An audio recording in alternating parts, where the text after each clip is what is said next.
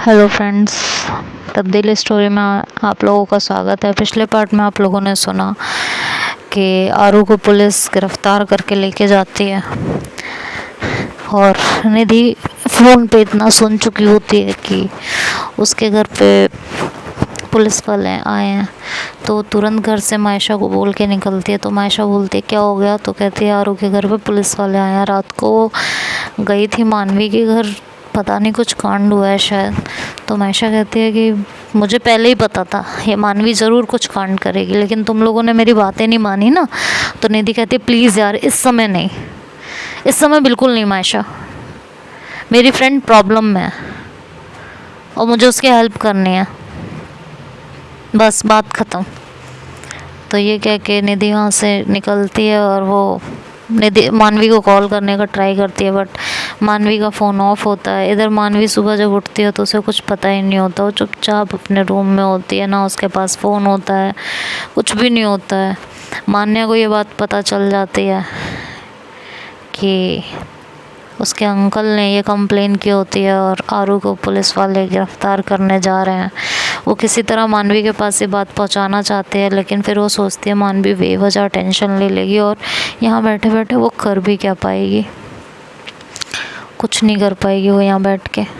तो मुझे खुद कुछ करना पड़ेगा, बट कैसे? मेरा फ़ोन भी तो अंकल ने ले रखा है, मैं करूँ तो क्या करूँ, कुछ समझ नहीं आ रहा मुझे।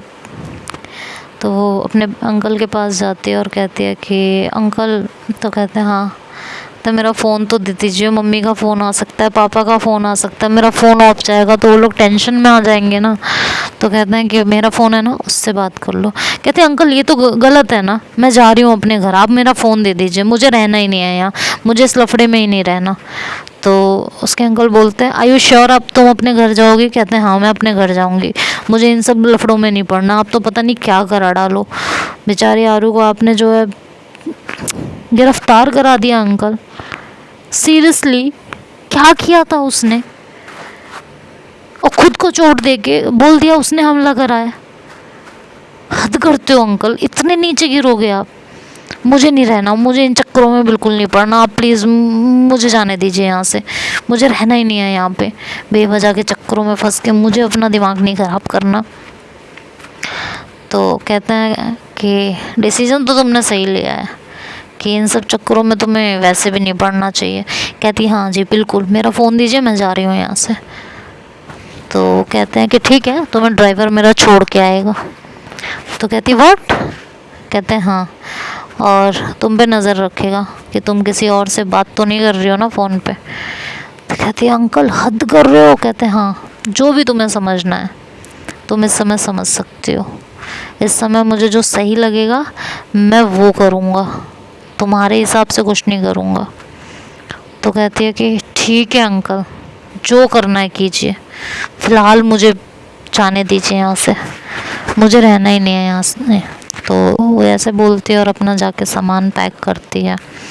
कहती है एक बार मैं मानवी से मिल लूँ? तो कहते हैं बिल्कुल नहीं, इस समय मानवी से कोई नहीं मिल सकता, कोई भी नहीं। तो वो उसे बिना मिले ही वहाँ से जाने के लिए बोल देते हैं। तो वो वहाँ से चुपचाप चली जाती है, क्योंकि उसके पास कोई ऑप्शन ही नहीं होता इसके सिवा। तो वो वहाँ से चली जाती है और उसके साथ ड्राइवर जाता है।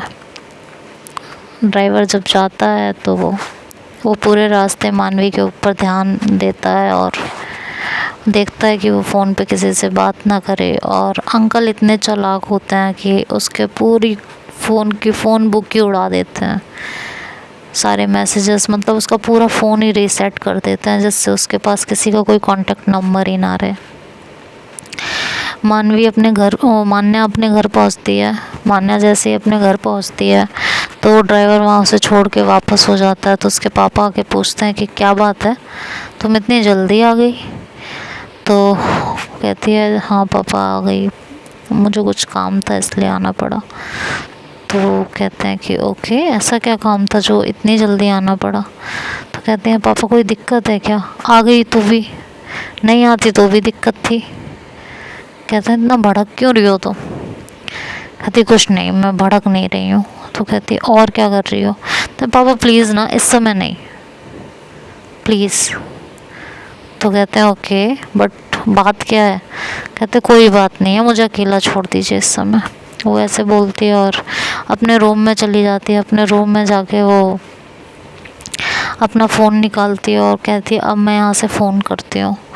और जो ऐसे ही वो अपना फ़ोन निकालती है और देखती है, फ़ोन करने की कोशिश करती है, तो उसके सारे नंबर ब्लैक लिस्टेड होते हैं। मतलब पूरा फ़ोन ही रीसेट होता है। वो परेशान हो जाती है, कहती है अंकल ने क्या कर डाला ये मेरे गॉड, मेरे इसमें पर्सनल, अब मैं कैसे कैसे बताऊंगी यार अंकल, क्या करूँ मैं? मेरी खुद की पर्सनल चीज़ें भी डिलीट कर दी इन्होंने, तो यार मैं क्या करूँ, कहाँ फंस गई, मानवी की हेल्प कैसे करूँ? खैर वो वापस आती है बाहर और अपने पापा से कहती है कि पापा मुझे एक जॉब का ऑफ़र आया है, तो मुझे 2-3 दिन के लिए जाना पड़ेगा। तो कहते हैं अभी तो तुम आई हो मानवी के घर से, अब तुम्हें जॉब के ऑफ़र के लिए जाना है, चल क्या रहा है? कहती है पापा अभी अभी कॉल आया, तो मैं क्या करूँ आप बताइए ना, जाना तो पड़ेगा।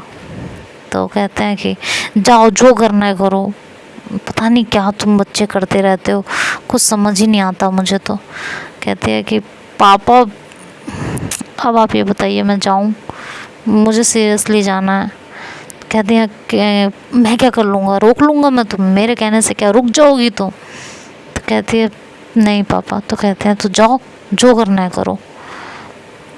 वो ऐसे बोलती है और वहाँ से निकल जाती है। उसके पापा ऐसे बोलते हैं तो अपना सामान पैक करती है, 1-2 कपड़े, और वहाँ से निकल जाती है। उसके पापा पूछते हैं बट जा कहाँ रही हो? तो कोई एक एरिया बता देती है कि वो वहाँ जा रही है, ऐसे करके कुछ बता देती है।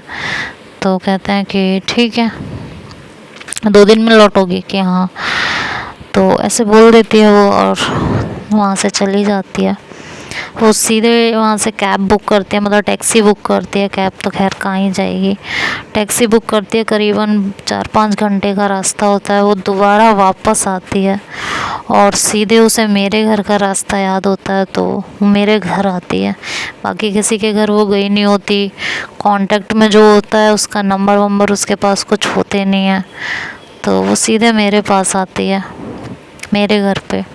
जब वो घर जाती है डोरबेल बजाती है और मम्मी गेट खोलती हैं, तो मम्मी जब मान्या को देखती हैं तो काफ़ी खुश होती हैं और कहते हैं कि बेटा तुम आ जाओ। तो कहती है जी आंटी एक्चुअली मुझे ना आयु से मिलना था, बहुत ज़रूरी काम है, क्या आप मिलवा देंगी? तो कहती हैं हाँ बट वो तो है नहीं यहाँ पे। तो कहती है कि कहाँ है वो?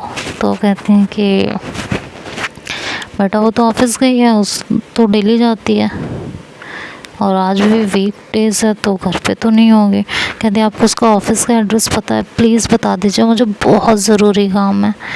तो कहते हैं कि ऐसा क्या ज़रूरी काम है कि तुम्हें तुरंत मिलना है? कहती है आंटी वो तो मैं उन्हीं को बताऊंगी ना, प्लीज़ बता दीजिए please, it's a request, it's a request, please please please. तो कहती है ओके ठीक है, तुम पानी वानी तो पियो, चाय वगैरह पियो, मैं बताती हूँ। तो कहते हैं कि आंटी कुछ नहीं इस समय बहुत जल्दी में, वो प्लीज़ उसके ऑफिस का एड्रेस दे दीजिए ना, उसके ऑफिस में जाके मिल तो सकते हैं ना, कोई इशू तो नहीं है? कहते कोई इशू नहीं है, ठीक है, और कुछ तो ले लो, चाय पानी, पहली बार घर आई हो। तो कहती है कि आंटी मैं फिर आ जाऊँगी, फ़िलहाल मुझे मिलना है प्लीज़। और इधर हमारी आरू जो है वो पुलिस स्टेशन में होती है और निधि सीधे आरू के घर आती है, तो वो घर पे होती नहीं है, तो वो भी काफ़ी घबरा जाती है और वो ज़ारा को कॉल करती है सीधे। और ज़ारा फ़ोन उठाती है, कहती है कि हाँ बोलो निधि। तो कहती है यार बहुत बड़ी प्रॉब्लम हो गई है। तो कहते हैं क्या हो गया? तो वो सारी बात बताती है, तो ज़ारा भी काफ़ी घबरा जाती है, कहती है व्हाट, पुलिस? तो कहते हैं हाँ। कहती ऐसा क्या हो गया जो पुलिस को आना पड़ा है? ज़रूर कुछ बड़ा कांड हुआ है। कहती है मुझे भी यही लग रहा है, बट हुआ क्या है ये समझ नहीं आ रहा है। तो कहती है अच्छा टेंशन मत लो, कुछ ना कुछ तो पता चलेगा ही, अभी तो फ़िलहाल कुछ सोचते हैं, पहले चलते हैं, देखते हैं आरू को कैसे इस सिचुएशन से दूर करना है। बट वो है कहाँ, कौन से पुलिस स्टेशन में लेके गए हैं, उसको कुछ पता हो तब तो कुछ करें। तो कहती है हाँ ये भी बात है, बिना पता हुए कैसे कुछ करेंगे। कहती है वही तो बात है ना, कुछ तो पता हो तभी तो कुछ करेंगे ना। कहती है कि बट क्या करूँ, मुझे खुद नहीं पता कुछ। तो कहते हैं कि यार तो कैसे पता करें, तुम ही बताओ, बिना कुछ पता हुए कैसे कुछ पता करें। तो कहती है कि पहले मिलो मेरे से। तो ज़ारा कहती है अच्छा ठीक है, मैं आती हूँ ऑफिस से लीव लेके। तो कहती है कि ठीक है, कितनी देर में आओगी। तो टाइम बताती है उसे कि इतने टाइम में। इधर जो है मान्या वो सीधे मम्मी से एड्रेस लेती है और मेरे घर पहुंचती है, मतलब मेरे ऑफिस पहुंचती है। ऑफिस पहुंचते ही वो वहाँ पे रिसेप्शन पे बोलती है कि मुझे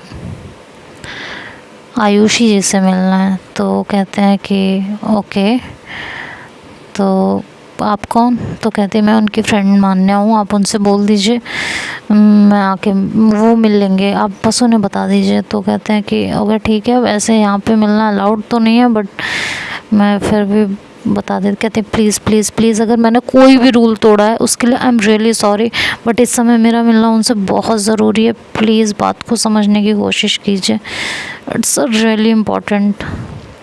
तो कहते हैं ओके ठीक है, आप इतना परेशान मत होइए, हम कुछ करते हैं, देखते हैं। तो कहते हैं कि ठीक है।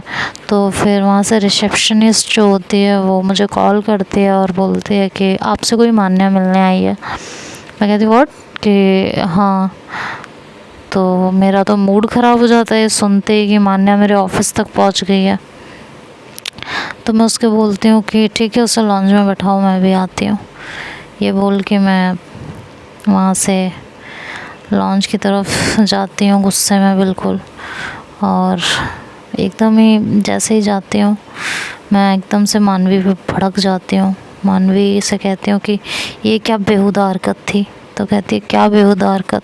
मैं तुम यार यहाँ तक आ गई, मैंने तुमसे बोला था ना मैं मिलूँगी, मैं खुद कॉल कर दूँगी, खुद सब कुछ बोल दूँगी, लेकिन तुम्हें चैन नहीं है ना बिल्कुल भी। कुछ दिन तो तसल्ली कर लेती यार, रिलेशनशिप का मतलब ये तो नहीं होता। और यहाँ तक पहुँच गई, कॉल ही कर लेती मुझे। हद कर देती हो यार तुम कभी कभी, कसम से। मुझे इसीलिए रिलेशनशिप ये सब चीज़ें ना, इसीलिए मेरे को बहुत गंदी लगती हैं। इस तरह मेरे ऑफिस में आने का क्या मतलब है। तो मैं इस तरह चिल्लाए जा रही होती हूँ मान्या के ऊपर। तो मान्या एकदम से आगे बढ़ती है, वैसे भी उस लॉन्च एरिया में कोई नहीं होता, तो एकदम से आगे बढ़ती है और मेरे होठों पे अपने हाथ रखती है और कहती है शट अप। हाँ, बिना कुछ सुने बोलना रहता है, बोलना रहता है। क्या समझते क्या हो खुद को, सब मरे जा रहे हैं क्या तुमसे मिलने के लिए। इतना कोई जो है चुल नहीं है मेरे अंदर तुमसे मिलने की। आई हूँ, काम है मुझे तुमसे, इसलिए आई हूँ। लेकिन किसी की सुननी नहीं ना, अपनी अपनी अपनी अपनी गानी रहती है बस। बेवजह की बातें, बेवजह की बकवास। क्या समझते क्या हो तुम, क्या हो क्या तुम। नहीं मिलना, इतनी चुलनी है मेरे अंदर। और रिलेशनशिप में आके तुमने मुझ पे कोई एहसान नहीं किया है, समझ में आया। नहीं रहना है ना मेरे साथ, छोड़ दो मुझे अभी के अभी। लेकिन ये बकवास की बात है मुझसे मत करना। और जिस टोन में आज बात की है ना, इस टोन में मुझसे बात कभी मत करना, समझे। मैं तुमसे यहाँ आई थी किसी प्रॉब्लम की वजह से, पागल नहीं हूँ मैं। 4 घंटे का सफ़र करके यहाँ आई हूँ, उसके बाद तुम्हारे घर जाके तुम्हारे ऑफिस का एड्रेस लेके यहाँ पहुँच रही हूँ, समझ में आया तुमको। और फ़ोन, अगर फ़ोन होता ना तो इतना लंबा ट्रैवल नहीं करती। तुम्हें देखने के लिए इतनी भी मरी नहीं जा रही हूँ मैं, कितना लंबा ट्रैवल करके मैं यहाँ तुम्हें देखने के लिए आई हूँ और तुमसे बात करने के लिए आई हूँ, समझे तुम। आए बड़े, किसी से कुछ बोलने देना नहीं है, अपनी अपनी अपनी अपनी अपनी अपनी गानी है बस। और वो ऐसे चिल्लाते हुए मेरे को एकदम पीछे की तरफ धकेले चली जा रही थी, मेरे होठों पे हाथ रख के। और मैं एकदम शॉक्ड मान्या को इस रूप में देख के।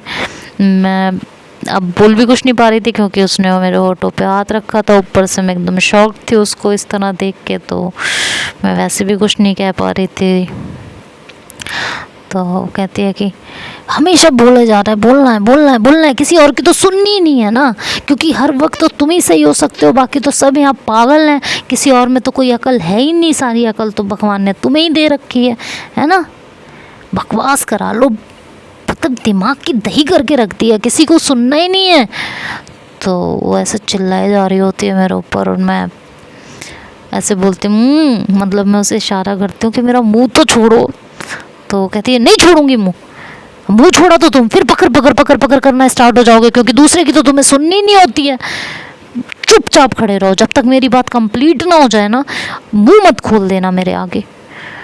तो वो ऐसे मेरे ऊपर एकदम से चिल्लाती है गुस्से में, और मैं कहती हूँ मतलब मैं कहती हूँ मुंह तो खोलो यार, मेरा सांस फूल रही है। तो कहती है कि नहीं खोलूँगी, बोल दिया ना नहीं खोलना तो नहीं खोलना, बात ख़त्म।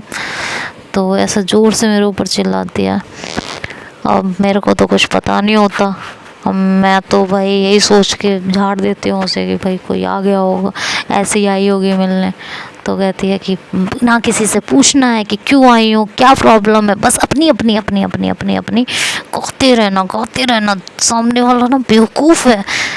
एक बात ना अपने दिमाग में बैठा लीजिए आयु जी, आप ना कहीं के प्रधानमंत्री नहीं हो कि आपसे मिलने के लिए लोग मरे जा रहे हैं। समझ में आया? अगर कोई आपके ऑफिस में आया है ना, तो कोई इमरजेंसी भी हो सकती है। वो वैसे मेरे पे चिल्लाती है और मैं चुप।